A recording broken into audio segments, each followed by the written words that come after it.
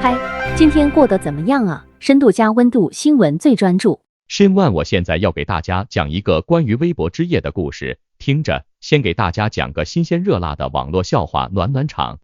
话说有一天，两个肖战、王一博的粉丝相亲，结果两人一见钟情，结婚后成了同学。有关于博君艺校的故事，Shin One我可是讲了不少，两人之间的暧昧简直是狗血中的狗血。这次博君艺校这个充满戏剧性的 CP， 经过微博之夜的慢火细熬，变成了粉丝们口中的壁纸超人。现在网上到处都是肖战、王一博亲密互动的照片，简直就是网红界的钻石王老五。有没有让你们想起古希腊哲学家亚里士多德的那句话，一帆风顺，顺水推舟，这不就是形象的说明了他们两人之间的关系吗？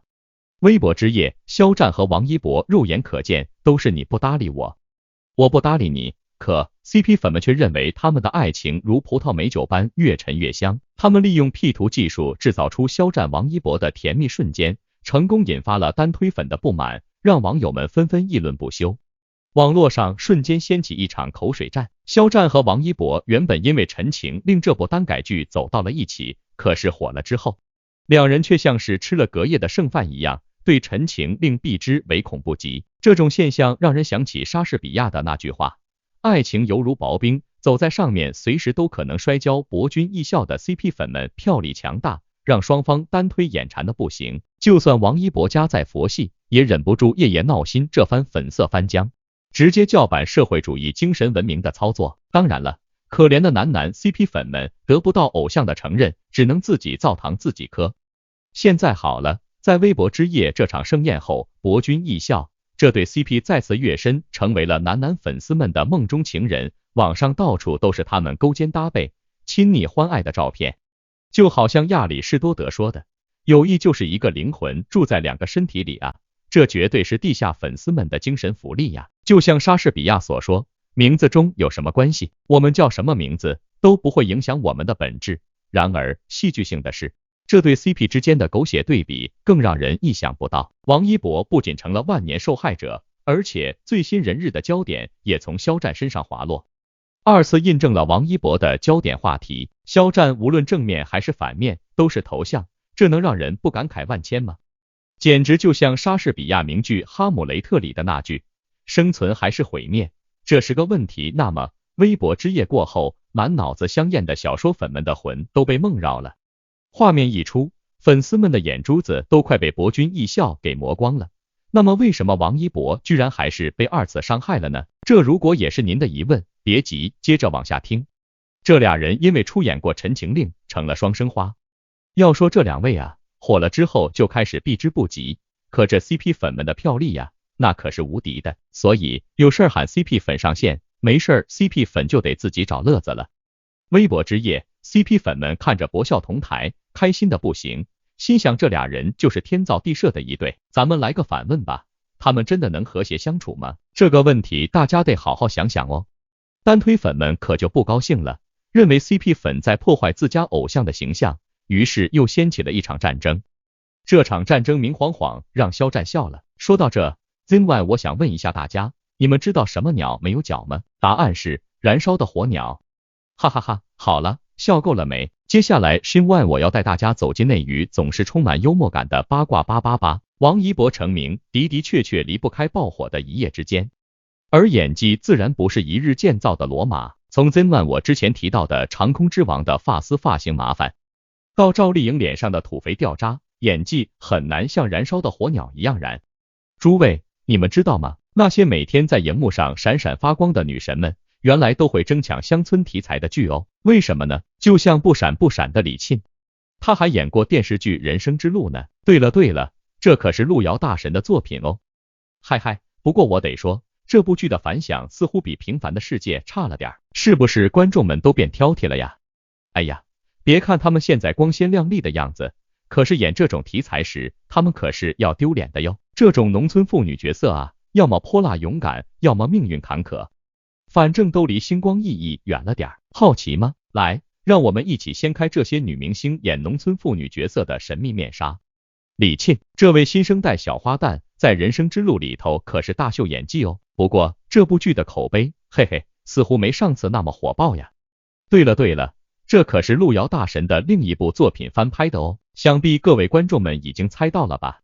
话说回来，演这种农村妇女角色真的是考验演技的好时机，一不小心就会被观众无情的拿来和闪闪发光的女明星们对比，差距可就大了。Zinman， 我告诉你们一个最近很火的网络笑话，你们知道吗？只要夜深人静，李沁的牙齿就能独当一面，成为一个移动的夜灯。嘿嘿，不要误会啊，这可是跟她在一部剧里饰演的陕北村妞形象有关。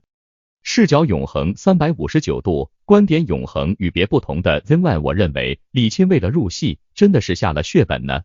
她为了迎合陕北村妞的特点，把自己瘦得跟风中残株一样，一脸干瘪。难道这就是青春期的胶原蛋白告别式？而且她还涂了黑黄色调的粉底，让皮肤黑得像个焦糖布丁，这诚意也太足了吧？可是效果吗？总感觉像是被锅巴给掰了。这剧里的陕北农村人确实会遭受风吹日晒，但17、18岁的小姑娘也不至于像个人肉夜市一吧。李沁那一口烤瓷牙亮得让人眼花缭乱，简直是颠覆了她这个角色的形象。再说说剧中那个经典的场景，李沁从拖拉机车座上下来，那动作矫健得像个超人，让人忍俊不禁。她那一口普通话也是让人忍不住笑出声，能有多标准？大概就像操场上的一朵奇葩。但是呢，总的来说，这部剧让我们看到了李沁在塑造角色上的努力，虽然效果一点也不明显，嘿嘿，这是不是还得多向那些演技派学习呢？跟着，让我们从一个最新最搞笑的网络笑话开始认识另外一位脚踏实地的演技爱好者吧。哈哈，你们知道吗？最近有一个热搜，说是有人去美容院做了一个瘦脸针，结果变成了2个肿脸包子，哈哈，这不是真的吧？不过，让我们来看看这个有趣的故事吧。曾经的8五花之一赵丽颖产后复出，靠着《幸福到万家》和《风吹半夏》这2部大作，顺利把其他几位甩在身后，一跃成为实力派演员。赵丽颖这是要逆袭天下啊！话说，在《幸福到万家》里，赵丽颖饰演的和幸福小姐姐，出身农村却有着坚定信念的妇女形象。这个角色可谓是充满喜感，因为她虽然没有什么实力，但是只要遇到不平事，立马就变身正义女神，懂得通过法律途径捍卫权益，又懂得唯有自立自强才能实现梦想。这么有干劲的女人，谁不喜欢呢？这部剧一播出，中国纪委都拿她当民生的典范来发文章，还有中国电影报道也专门发文夸赞赵丽颖的演技在线。看来赵丽颖是真的用心在演这个角色，连纪委都忍不住要夸一下。当然了，也许是因为赵丽颖本身就是农村出身，她在剧中的表现格外质朴纯真，引起了大家的共鸣，赢得了观众的认可和赞赏。也许这就是所谓的演技与身份的完美契合吧。在拍这部戏的过程中，赵丽颖可谓是拼了，全程半素颜出镜，还在脸上画了各种细纹，为了体现出角色自小操劳的疲惫感。就像那句话说的，美丽也是需要付出代价的。对于 Zinman 我也经常提到的其他8五花 Zinman， 我想问您一个简单的相关问题，为什么电脑经常死机？答案是因为她生活太单调了。赵丽颖土肥的感觉为什么比李沁更养眼和真实呢？当她穿了一身土气十足的婚纱，头发乌黑发亮，搭配着复古红唇的时候，仿佛穿越回影楼风的年代。哈哈，这样的婚纱大概只有她能驾驭吧。和幸福这个角色跟她丈夫一起进城，整个人都被好奇心包围。提着水桶的她就像是一只探险的小猫，想要探索这个充满奇迹的城市。这位赵丽颖走路时双手会自然地插在口袋里，吃饭时会像个大老板一样抱着大碗蹲在路边，这种表现跟真实的农村妇女简直是一模一样。当然，我们不能只关注主角，这部戏中其他演员的演技也十分在线。唐曾饰演和幸福的丈夫，他在得知妹妹被人顶替名额时，选择了忍气吞声。妹妹被欺负时，他还是默不作声。哎，这种角色又可怜又可恨，简直就是一个窝囊废。哦，忘了提醒，他还有一个特点，就是吃完饭后随手把垃圾扔在路边，住在别人家里却像个主人一样。哈哈，这唐曾演技真是太生动了。对了，说到这部戏，大家有没有想到亚里士多德的那句名言，教育的根是苦的，果实是甜的这部戏中的角色，也许就是这样励志的呢。此外，还有一位艺笑裂瓜的演技派女神樱桃。大家都知道，在那部传颂千古的电视剧《人世间》中，咱们的樱桃妹妹可是演绎了一个贤妻良母，叫做郑娟的角色。话说这郑娟啊，就如亚里士多德所言，悲剧中的人物应该具有崇高品质，郑娟可谓是将体贴内敛、柔软却坚韧的贤妻良母演绎的淋漓尽致。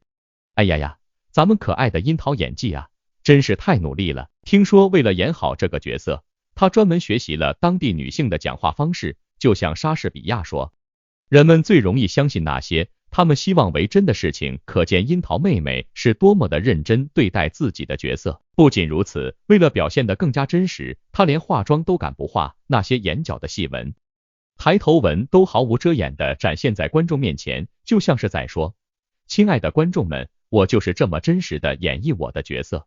在这部剧里，樱桃妹妹的郑娟经历了一次又一次的苦难，每一次都让人揪心。记得那一幕，郑娟痛失疼爱自己的婆婆，她在寒冷的雪天里跪地痛哭，那种心碎和绝望的表现，看得不少人都忍不住抹了抹泪。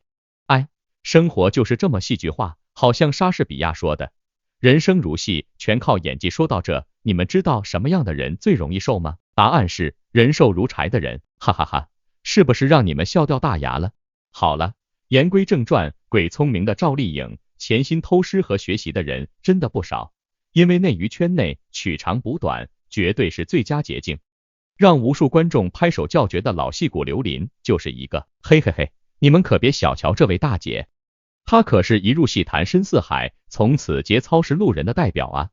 想当年，刘琳在那部传奇剧《父母爱情》里饰演的农村泼妇江德华，那可是火遍大江南北的角色啊。朝不保夕的江德华，用他那浓重的乡音，把胸怀千里的气魄表现得淋漓尽致。就像莎士比亚说的，生活里没有苦难，那还叫生活吗？这位江德华可谓是人生苦短，却依然拼命活出风采的缩影。而后来，刘琳又在《知否知否》里饰演了那个缺心眼儿的大娘子，以及隐秘的角落里那有点神经质的周春红，每一个角色都让观众们忍俊不禁，笑声不断。他就像亚里士多德说的，善于表演的人，既懂得如何让人感到愉悦，又懂得如何让人感到惊讶。大家可能会说，刘琳这么厉害，一定是一出道就红遍天下了吧？哎呀，这可就错了。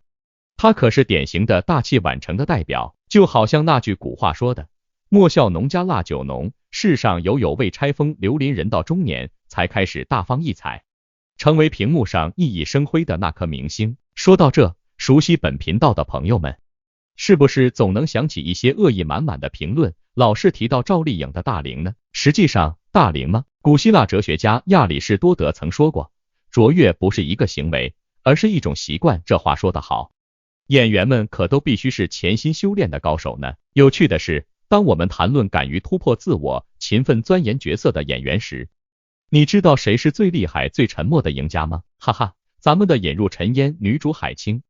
这位农村妇女角色的扮演者绝对让人叹为观止。Zenman 我已经铁口聊过，农村妇女角色谁演的最好的，就是 Zenman 我率先入席，一同入戏的引入尘烟的女主海清了。她绝对是最厉害却又最无名的赢家。没办法，社会主义大家庭一定要美好挂帅，太入木三分了，就失去了社会主义美感了。这让 Zenman 我不禁感叹，这就是演员的魅力所在啊！勇于挑战自我，精湛的演技，何尝不是一种励志呢？当然了，大家都有自己的看法。Zenman 我只是在这里搞笑吐槽，开心传递一下正能量，你们觉得呢？那么接下来我要向各位观众提出问题了。第一个，你们心目中哪位演员在突破自我、花费功夫细细钻研角色方面做得最好？第二个，你认为哪位演员在舞台上最能展现出社会主义美感？第三个，为什么像海清这样的优秀演员却鲜有人知，而同样演技亮眼的赵丽颖却能够成功让央妈央爸从年头哄到了现在呢？老实说，央妈央爸的心思很少人能够读懂，因为政治是门大学问。比方说，男男真爱，为什么这次偏偏被央妈央爸忽视了呢？而人日突然重提文盲的烂梗呢？Zenman 我认为这个博君一笑就像是一道炒得香辣可口的麻辣烫，经过微博之夜的搅拌翻炒，终于成为了男 CP 粉们津津乐道的佳肴。现在，肖战和王一博这对小伙伴儿亲密无间的照片，如同一股汹涌澎湃的洪水，席卷了整个互联网，让人不禁想要大喊：我的眼球啊，瞧得好享受。然而，这博君一笑之间的狗血剧情，简直就像是一部翻拍泰坦尼克号的抖音短片，一不小心就把人笑得前仰后合。可怜的王一博成了这部短片的永恒主角，而肖战呢？嘿嘿，不管是从正面还是反面，都能看见他那惹人喜爱的小脸蛋，真是让人惊叹。这枚钱币究竟是如何来来回回都能够照顾到肖战的呢？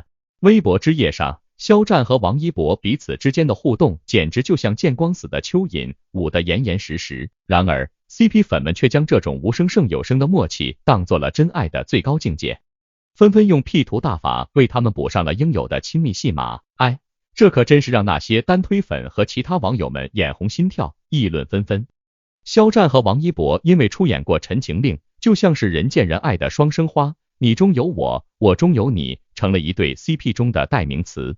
然而，《陈情令》大火之后，这对双生花却变成了翻脸比翻书还快的陌路人，仿佛《陈情令》成了他们生活中的一道无法逾越的鸿沟。然而，这博君一笑的 CP 粉票力可是势不可挡，让单推们都垂涎三尺。就算王一博家再佛系，也无法抵挡这股粉丝的磅礴气势。为什么呢？因为有人另有目的。网上热传的那个脍炙人口的博君一笑 CP， 哎呀，不得了了！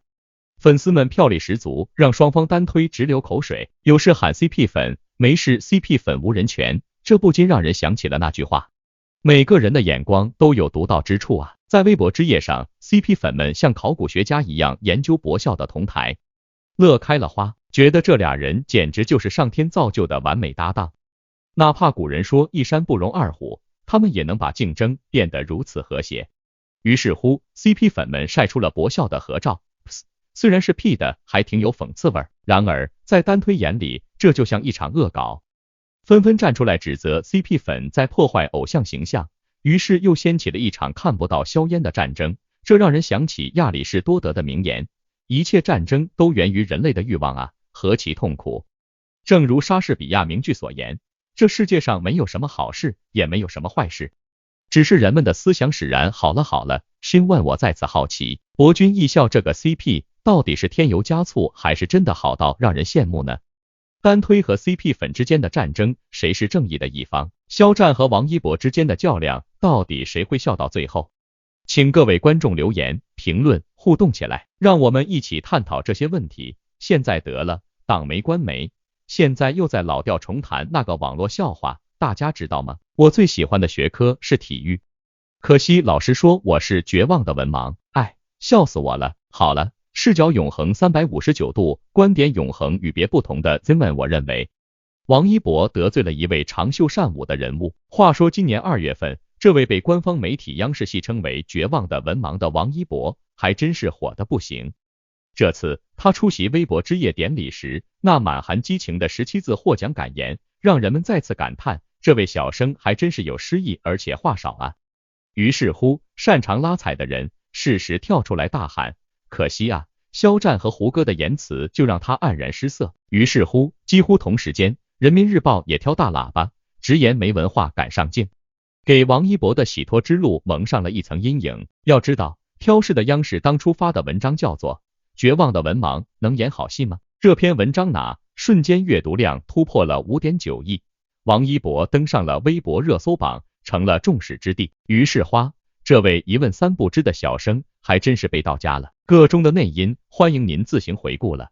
更有意思的是，还有位女演员赵露思也被网友挖出来了，人家主演胡同时被采访时搞错了建档时间，也成了网友吐槽的对象。这年头大家都喜欢找茬儿，可见还是要多读书啊。不过王一博这位绝望的文盲还真是神奇哦，他主演的《无名》在春节期间居然冲出了9亿元的惊人票房，看来这位小生还是有实力的。跟着相关媒体也赶紧跟风，王一博轻描淡写的说，浓墨重彩的做的文章被抖落出来，把王一博捧上了天。那么亲爱的观众朋友们，你们觉得这种操作的背后是有文化呢，还是有内涵呢？王一博在微博之夜上拿了个电影人年度突破奖，咱们必须得掌声鼓励一下，毕竟艺人也不容易呢。不过呀，王一博短短的17个字，匆匆结束了致辞。